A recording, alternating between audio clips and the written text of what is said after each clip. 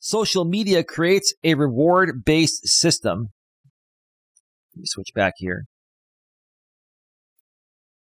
That encourages the outrageous and extreme. Video posts such as on TikTok can increase the believability of information by altering the depth of processing.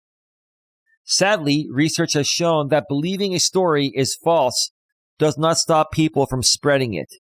Sharing serves many psychological functions by signaling other meanings such as political affiliation, social identity, or even emotions such as loneliness or sympathy. I can't tell you how many countless times I've seen people, not just on YouTube, but Facebook and other platforms, right? Just spread lies and lies about other people or stories.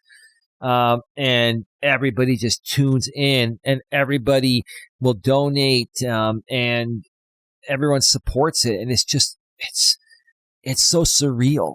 Like, I was not raised to be this way, babe. I just don't get it. Same. I feel the same way. I'm a very generous person. You know that. And if somebody that I care about needs help, I'm the first one to give them whatever they need. And I'll give them whatever I have, and I won't eat or have anything, just to save a friend. But yeah, no, I'm super generous, but I've learned that generosity doesn't always pan out well for me.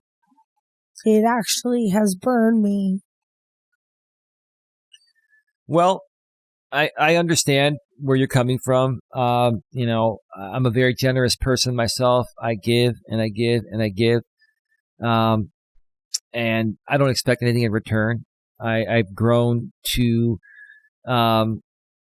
just learn to give, not give to get. If you give to give, you're going to be more successful in the long run because you're going to push through the times of where you get nothing in return.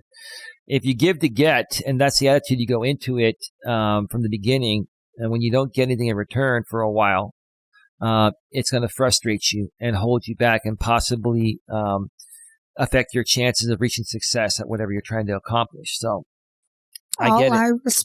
All I expect is respect.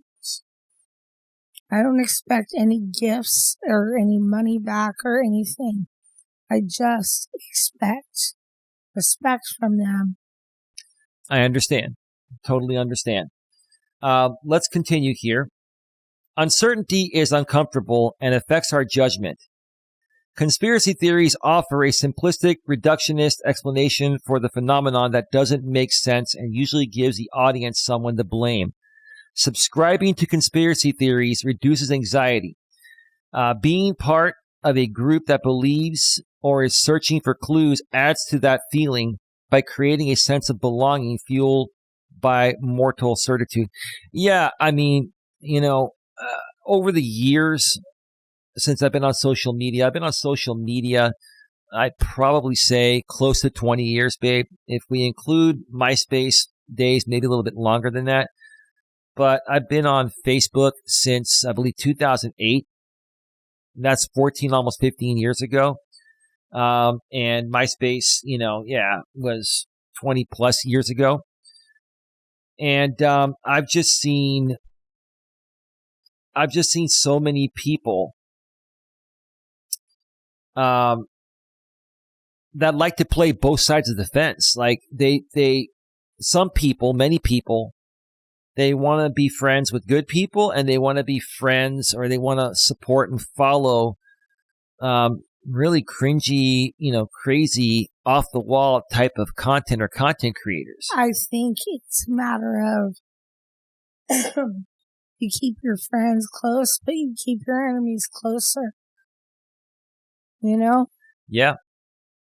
This is the ideal way to stalk a person.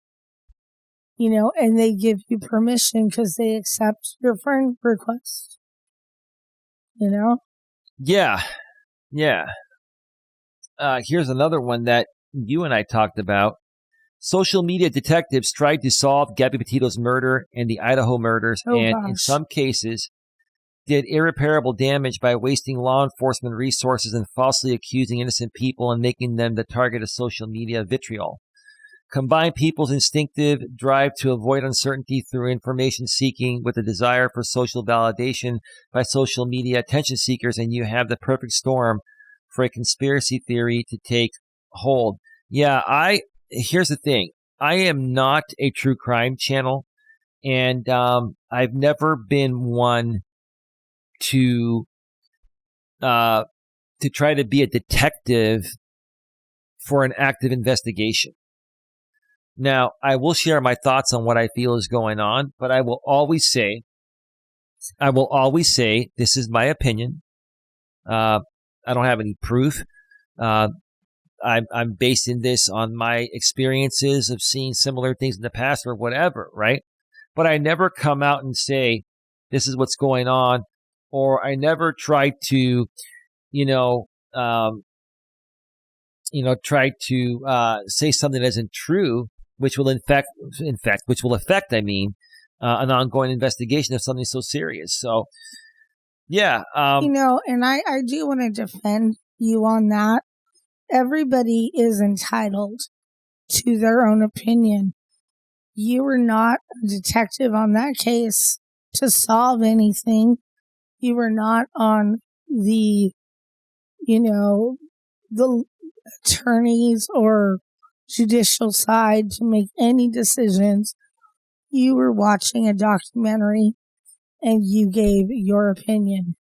So whether other people they agree with your opinion or not, that's just, banter going back and forth of conversation. Doesn't make you right or wrong with your opinion. It's just what you thought about it and how it was portrayed on Lifetime in that movie. Now, let's say it gets done on another program. It could be portrayed different and you might take it different. Let's say Netflix does it. They may put it out a completely different way. You never know. That's true. That is true. Again, everyone's entitled to their opinions. But, I've never, ever, ever tried to, say that something is 100% truthful unless it's been proven to be true. Yeah. Right? Mm-hmm. And that's what's happening a lot on social media is that, people will spin the truth out of context to make the story more damning, to get more clicks and, views, monetized playbacks, donations, etc. Right? And it's just, again, I keep going back to that. It's just a really, really sad way. Mythology gave it added meaning. The Titanic is a quintessential symbol of a maritime disaster. It has been turned into a powerful myth and has generated its own set of conspiracy theories, thanks in large measure to being the subject of one of the most successful movies of all time. James Cameron, the director of the Titanic, further activated the public's imagination by drawing parallels between the sinking of the Titanic and the loss of the Titan.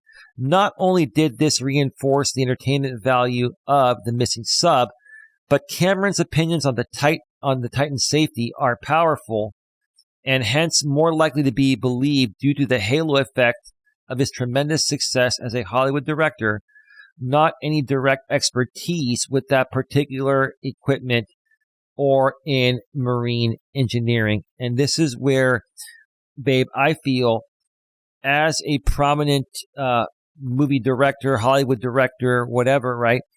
Mm-hmm. You have a responsibility to either make a disclaimer if you're stretching the truth or amping it up, and saying, this is my version of the story.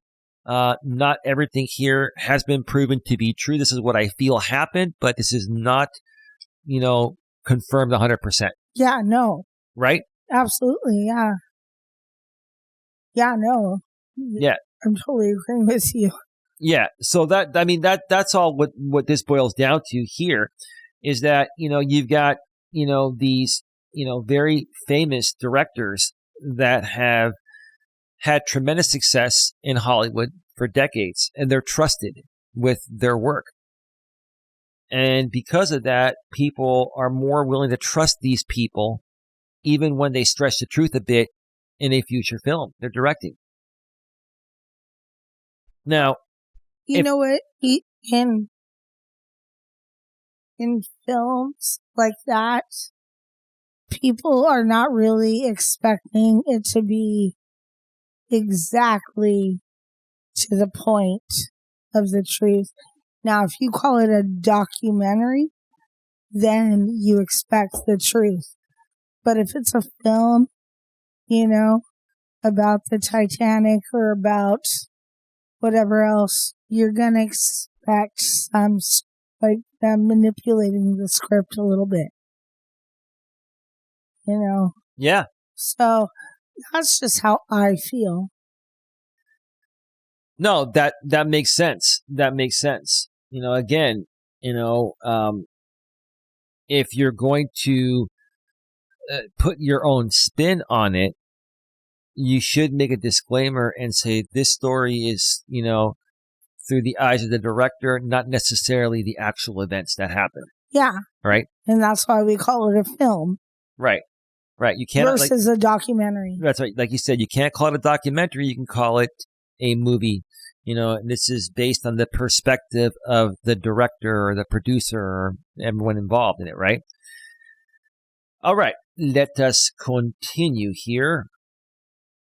Rescues are romantic. Search and rescue activate romantic metaphors. The unfilled dreams and love inherent in the Titanic narrative helped elevate the search and rescue efforts to locate the Titan. Being saved means surviving, something we all have a vested interest in. We are reassured by successful rescues as they increase our sense of agency and hope. It is an archetypal movie plot, with heroes defeating evil, villains, or powerful natural forces and rescuing the victims just in time. People naturally gravitate to archetypal meanings. The suspense in the unsatisfied desire to be saved is kept alive through rehashing details, producing conspiracy theories, and creating narrative rabbit holes related to different aspects of the story. TikTok is full of Titan-adjacent posts, such as what it is like in a submersible, what it is like in the Titanic wreck, or what it is like to search underwater. I think the blog author here is kind of repeating stuff. Kind of beginning to get a little bit more redundant here. But again, what they're saying is that, people are trying to spin their own narrative in a believable way and suck you in and make you feel like you're actually there to suck you into the rest of their story. Like, what do you think? No, I completely agree. I think it is getting a little bit repetitive and how they're describing what's going on. Yeah, it's funny that the blog author that's talking about people creating this type of content is now starting to stretch out her own blog.